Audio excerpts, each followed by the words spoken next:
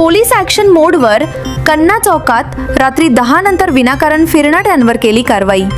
Police आयुक्त M राजकुमार यांच्या आदेशानुसार रात्री 10 नंतर विनाकारण फिरणाऱ्यावर जेल रोड पोलिसांकडून कन्ना चौक येथे नाकाबंदी करण्यात आली। या दरम्यान विनाकारण फिरणाऱ्या व दुचाकी व चारचाकी वाहनांची तपासणी व कागदपत्र तपासणी करण्यात आली। काही तरुणांनी मद्यप्राशन करून वाहन चालवताना आढळून आल्याने माउथ अनालायझरने तपासणी करण्यात आली। यावेळी पोलीस उपायुक्त Rajendra Mane, DCP Gauhar Hasan, jail road police स्टेशनचे वरिष्ठ पोलीस निरीक्षक शिवाजी राऊत यांच्यासह पोलिसांचा मोठा फौज फाटा पाहून अनेकांची घाबरगुंडी उडाली।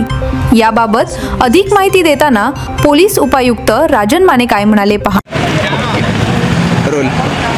माननीय पोलीस आयुक्त एम राजकुमार सर यांनी सोलापूर शहरात जे संध्याकाळी रात्री विदाउट ट्रिपल सीट फिरतात, गोंगट करत फिरतात, गाड्यांच्या पुंगळ्या करत फिरतात, यांच्यावर कारवाई करण्याबाबत 7 ठिकाणी नाकाबंदी लावलेली आहे।